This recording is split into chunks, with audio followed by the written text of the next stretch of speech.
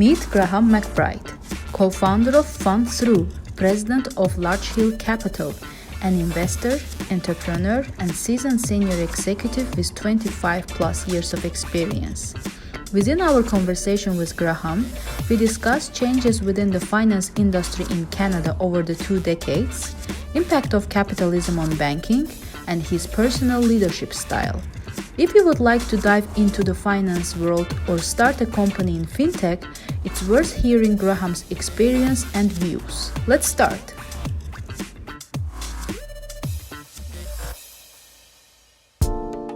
My name is Graham McBride. I've been involved in the financial and private equity and venture capital community for almost 30 years. Every step of my career went to a smaller and smaller and smaller organization to effectively today I'm working on my own with projects with other partners in all the things that I become involved in. But when I left university, I didn't actually know what I wanted to do. I thought I wanted to be an entrepreneur, and I enjoyed the fact that the bank environment that I was in with TD Bank let me see literally 100 different entrepreneurs every year. So I thought that was going to be the chance to figure out what business I wanted to actually become an owner in and start something on my own.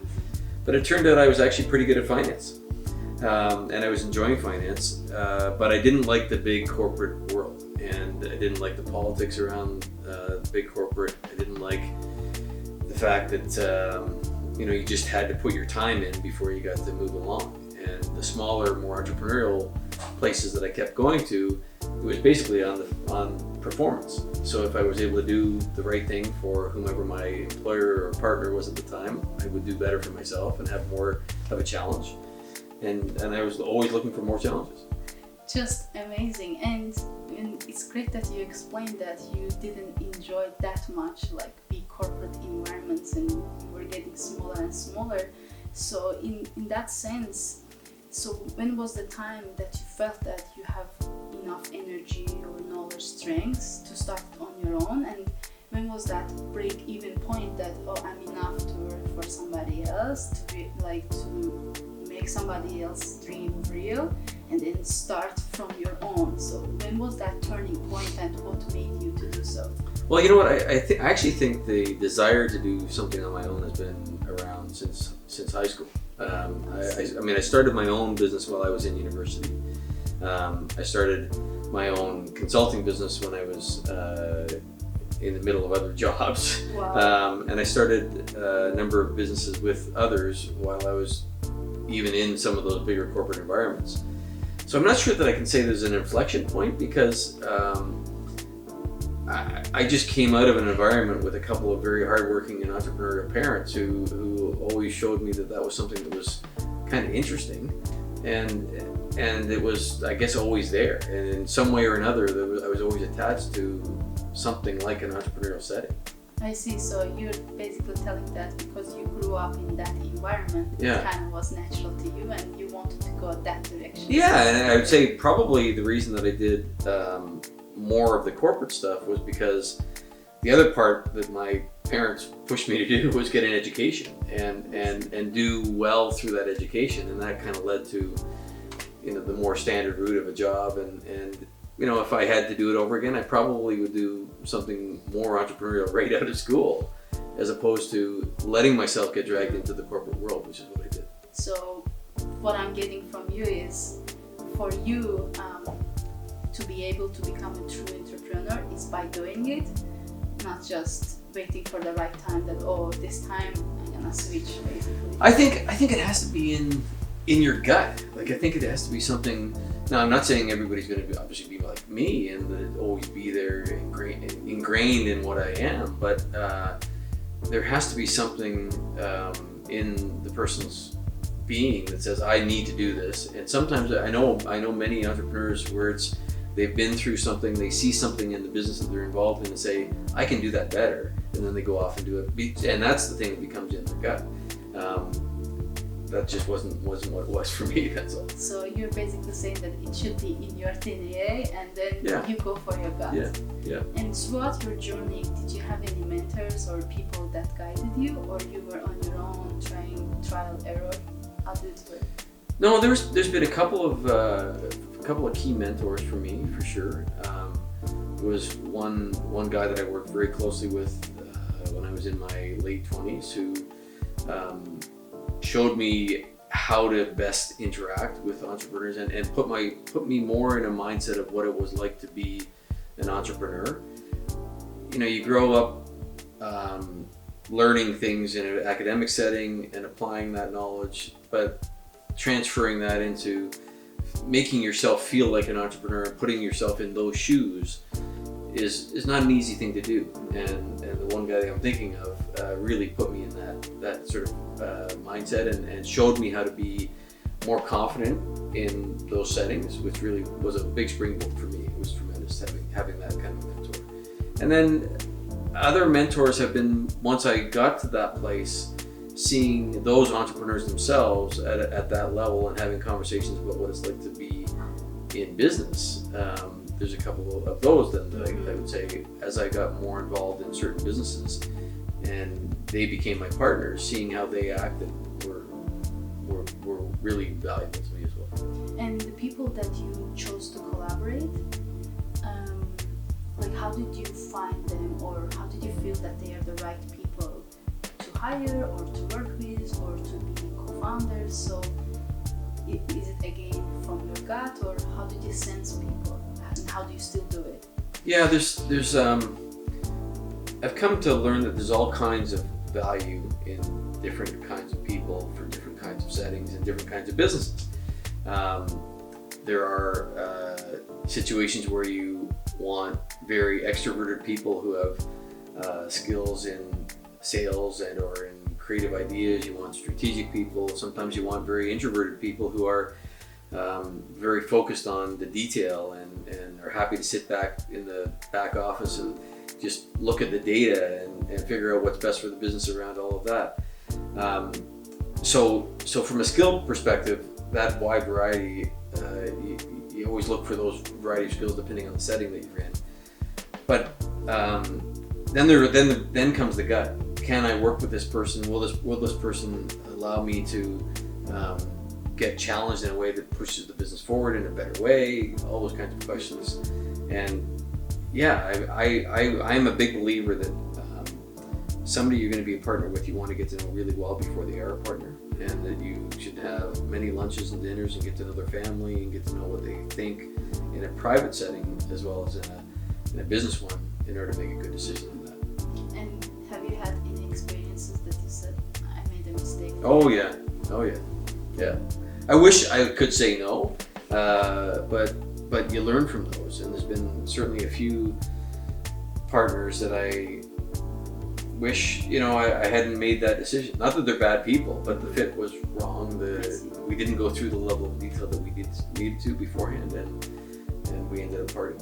Yeah. And in the partnership, what are the key stuff that you should really pay attention before really starting? And I know you already mentioned that you have to kind of observe them in the private setting and make sure how they interact with their family members, friends, colleagues, and other stuff. But what are the other, like your measurement tools?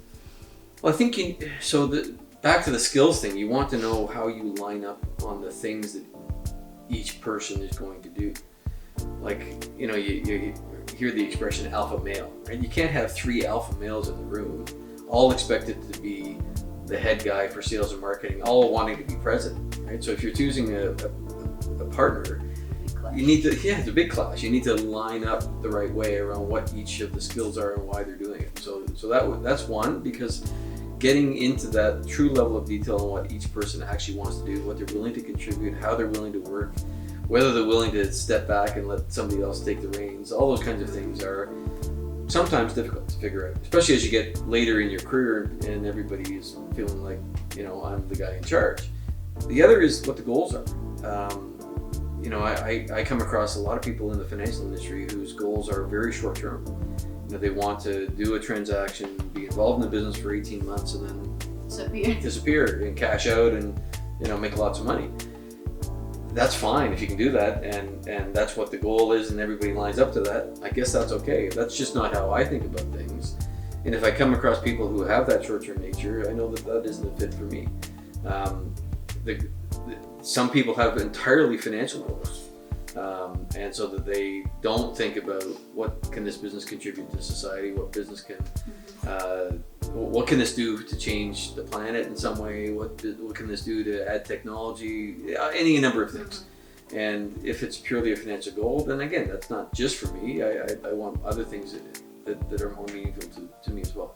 And you mentioned about the alpha males, so let's say there's few alpha males in the room and it will be not easy environment. And right now we have a lot of psychological tools, we can know like whose strengths as well. Yeah. But back then when you started entrepreneurial like journey, and how did you figure out, because there were not that many tools, and even you would propose that person, say, I'm gonna do a test with you, like, you don't trust me, why we are doing this test? So how did you manage it that back then? Well, the nice thing about being in the financial industry is the people on the other side want your money. so you get to say what they need to do to get your money, right? So if somebody were to say no to a psychological test, that in itself is telling you something. I see. Because they aren't cut or dry. Like I've never seen a perfect psychological test that says, definitively this person's going to be right for this role. You're going to fit with all these people. It's an indicator, a general view of what the person will be like in a work setting, and it helps guide not only that person when you give the feedback to them, but the other people who are around and how best to get the most out of them. So if they say no, that really is telling you something. I see. It's a good point. I like it. And I know that you're now curious about interesting startups in the fintech industry, and you already co-founded one and you're interested to invest. How did you choose who to invest? Well, in this case, it was really easy. So, to the partnership thing, the two people that I ended up partnering with, I had already known for quite a long period of time.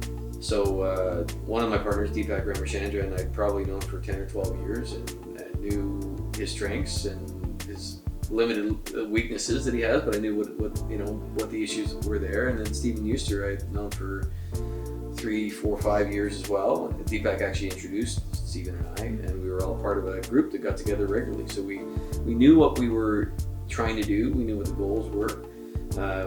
We had a pretty good sense as to how we could work together and what we were about to embark on a journey to try and do. So it was relatively easy in that case, simply because we had spent so much time together. Now, even there though, it wasn't without some challenges. Like one of the nice things and why I really like working with Stephen and Deepak is we're all very open and we'll say the things that are on our mind. Sometimes that's not always easy to hear, but it is a very good way for me to work, where as opposed to, some people will keep it close to their chest and say, stew on it. That was a really nice thing about the three of us. We didn't do that. Amazing. And for the people that you don't know, you already mentioned that you have your methodology, how to track people and try to understand if they're a good fit or not. So you imply the same methodology for potential investment opportunities, or you have a formula for that?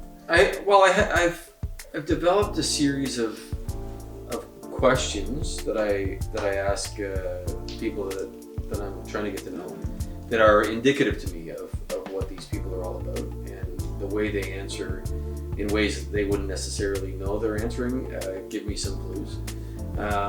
And then the other important thing, just as old school way of doing things, is reference checking against people that they don't even know. Like, I don't go and ask them for references, but I will find a way to reference in behind the back door on what these people are all about, how they think, things they've done before, what's gone right, what's gone wrong, all those kinds of things, and it'll give you an indication. How do you see the difference in the industry that will change, like overall? Well, the banks have become less caring about their customers overall. They do a great job of marketing how much they care and all that kind of stuff. But if you are in the smaller end of the chain, they especially in the small business banking and commercial banking, they don't really care. And I think that is where, when I started with the TD Bank, one of the things that I loved about it was that TD Bank decided in 1985 that they really wanted to own commercial banking in Toronto. So one of my jobs was to go out and get as many new commercial banking customers as possible. And one of the reasons I loved it so much was that allowed me to go out and market and get to know a bunch of different new companies and entrepreneurs and stuff. That kind of view doesn't really exist in the same way as it did back then. They say all the right things, but the reality is that they'll say, come on in, and then they'll ask you for a personal guarantee. They'll lock you up very tight. And I don't think the same respect is there for entrepreneurialism and for small business and mid-sized business even as there was then. Back in the mid-'80s, there was a bank called the Mercantile Bank, which doesn't exist anymore, and that has its own reasons. But it personified what I think was perfect about mid-market banking. I had some friends who worked there, and I really liked the way they thought about making sure the entrepreneur was looked after. And we don't have that today in Canada, and it's why fintech, I think, has got a really good opportunity to grow. Because not only at a commercial level, but also at a personal level. There's lots of areas that some very good startups in Toronto and around the globe are pushing that really become because the banks have left their customers in a lurch. It's a worry for capitalism, right? That if capitalism doesn't do the right things for businesses and for the right reasons, as opposed to just thinking self all the time, I'm not sure that that's healthy. I'm sure it's not healthy, and we need to get businesses to think better about the other people on the other side of the table.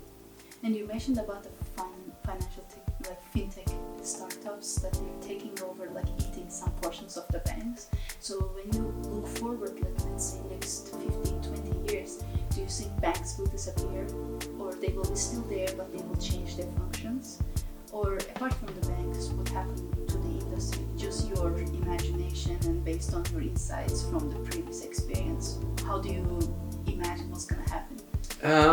I think the banks will continue to exist, and I think they will, but I think they're going to suffer some challenges, probably in margin compression. The beauty that the Canadian banks have, like Canada is relatively unique because it has 6 large banks, and they have all the deposits come their way, so they have a low cost of capital, and the government's got a structure that really protects those banks. So it's in particular in Canada, things are pretty well. They're protected quite well, but as you said, at the fringes, they're going to continue to have people attack at them, and I think there's going to be things that will be taken away from them. That over time, the consumer of banking services is going to say, "Oh, there's a better way. There's a cheaper way. There's a faster way. There's a more entrepreneurial way. Any number of things." And it's not going to happen like that. But I think in 15 years, you will see a lot of the mainstream banking types, customers who are locked into those banks, realize that I should be with a bunch of others for a lot of the other services that are being done. And you may very well see some of the banks just shrink back to a core that is different than the core today. Like they haven't done it yet, obviously, but they only want large amounts. You hear about in wealth management, in corporate and commercial banking, even in retail, they're pushing the smaller ones out, and it may be that they just carry on that trend so that the more mainstream client is no longer part of the bank. Do you think the Canada is a bit behind, or even going further? I know that like US is a big competitor, but how about the rest of the world, in Europe, Asia? Like, how do you see the major differences in the industry? They've been a big proponent of fintech for even before the US got on board with making things happen. And some of that has spilled over into other parts of Europe. And because of many of the troubles that have happened in Europe with its banking system, it's a natural for fintech to take over and to do many of those financial services that some of the troubled banks have let go. I think so Canada has a tremendous banking system. Like, it's rock solid. It went through the 2008 crisis, and nobody really worried very much. In those other places where things have had trouble, it actually is more. It's easier for fintech to step in and say, "Hey, we can do things differently. Look how troubled you got last time around with the banks. Why not take a chance with us?" So there's both sides of the coin there, right? That the banks in Canada did pretty well through the trouble, but they also are so conservative that they don't pick up on the things that they should pick up on for their smaller customers, and that's where fintech in Canada has its opportunity. In the rest of the world, I think because of the more fractured banking system and some of the troubles that they had, that allowed for that fintech area to grow more robustly and to probably take on a greater market share faster. I just want to move a bit to your like personal side of the leadership style. Mm-hmm. So overall, how do you like define yourself as a leader? What's your style overall? So I am somebody who likes to give people a lot of rope. So I will try to I spend a lot of time trying to find the right people for the right role, and giving them specific metrics that are to be hit, but not defining how those things are to get done. Letting the people come back to me to say, what do you think about this? And I'll give them my input. But really it's for them to succeed or fail. And in short order, you will know if they have the tools to make themselves succeed. So I'm somebody that loves to support and to sort of push people along into areas that they aren't necessarily comfortable in.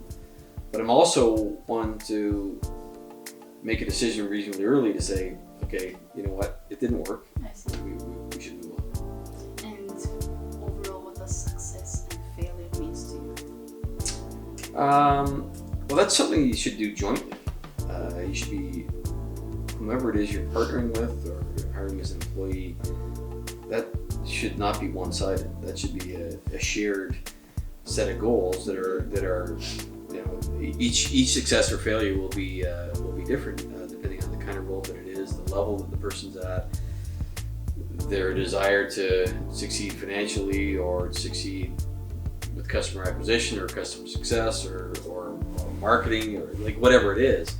So that's a bit of a difficult question to answer. I think though that success from the broader perspective is that they feel like they are accomplishing something for themselves, financially being one of those tools, but probably that they enjoy being in the workplace, that they feel like they're contributing to the workplace, that they feel like they're being recognized by their peers and their superiors, that in a way that is a feel good for them, and that the same is true of all those other people around them about that person. That would be real success. Failure is when none of those things apply, and there's at a financial level more of a cost of the business than there is a return. And what surprises you in life? What surprises me in life? I've seen so much at this point that I don't get surprised by much anymore, honestly. I guess I shouldn't say that. I get surprised by people not using the tools that are out there to know enough about what it is they're going into. Like one of the things that I think really helped me succeed before the internet ever existed was knowing as much or more about whatever it is that I was going into the room to talk about as anybody else in the room. And that wasn't to show off. That was just because, you know, maybe it was a lack of confidence, but I didn't want to be blindsided by something. I wanted to be sure about what I was talking about. And now that is so easy with what is available in the internet. You could know lots about every person in the room, what they're doing, what the companies, any number of things. And I'm often surprised by how little people know. Like I'll give you an example. We were recently hiring for we were doing some initial telephone interviews for people for FundThrough, and I asked the question. This is not one of my secret questions, by the way, but okay. I asked the question, what do you think about the fintech industry? And I could hear them type on the computer, trying to figure out what I meant by fintech. Wow. Now, so you said, wow, is that not surprising? That's a bit like, it means that they're just looking for a job. They're not looking for, to work Yeah. something serious that for themselves. Yeah. It's a bit, how to say, I have no word to say because But there's just, Yeah. my thing is there's so much information out there that's so easy to gather. But maybe just because of there's so much information, people think that they already have an access for that and we don't need to even dig for it. And that's because we don't have a lot of entrepreneurs, because it's hard and it requires a lot of curiosity, digging or learning or never stopping. Yep. So that's why we have a lot of people. that does, the entrepreneurs Yeah. require all those things. That's true. That's insane. And I'm not surprised that you are surprised for that. And I want to ask you, what are the key principles for yourself that you never give up, like from yourself? So being forthright and honest and straightforward in my dealings with people. You asked earlier about a mentor. There's the one mentor that first came to mind for me just would not take any bullshit and would say what was right. And many people instead will twist the truth, or that just I don't want to ever let myself get to that place. Even if things are going wrong, it's better to say In the right time. that stuff. So those would be some of the key principles, and then that for me, it's through everything. So the way you sell, the way you deal with your employees, all those sort of key principles, I think are what is I hope has served me well, because when you deal fairly with people and forthright and honest, even I'll give you an example. Like one of the things that I've in the financial industry kept telling my people who were working with me was, you want to do a value-added turn down. Somebody comes to you asking for money, you may say no. In fact, most of the time you're going to say no in the private equity and the venture capital area. But do it in a value-added way, where are the problems for us, and here are some people who may not have the same issues that you should go to. Like, just be a value add and be honest and helpful. I've had many people over the years, even people I've said no to, either refer me into situations or come back to me again with another idea, or it's just a good thing to do.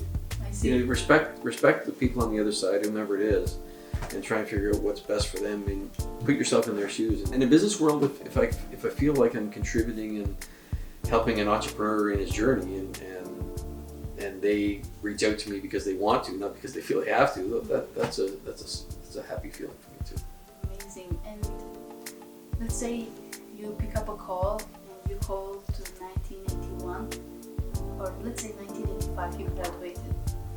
So what would you call and say to Graham at that time from now? I'd say stick with what you believe. Just keep doing the things that you know you can do, and trust in your judgment.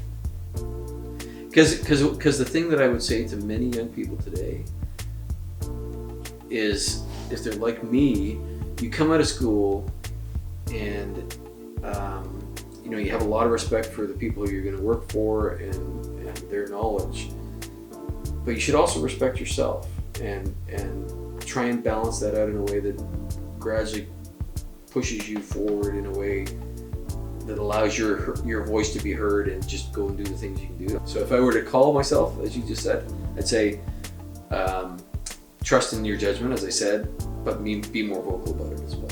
And believe in yourself, Yeah. technically, right? Yeah. And I know that there will be a few people, younger generation, who will watch this episode, and especially the ones who just graduated and they want to jump into the finance industry. What would be your key advice to them, and in the future what they should consider? I'd say the finance industry is changing, and many of the roles that were once very attractive roles, I'm not sure that they are anymore. So I've actually given this advice a couple times to some people as a result of where I've come from. I think they should think forward as to what the investment banking and the banking and other transactional services types of industries are going to look like in 5 years' time, because fintech and other things are going to disrupt a lot of what has been the core of those industries. And jumping into something too old school in the old way may be okay for the short term, but be ready for change.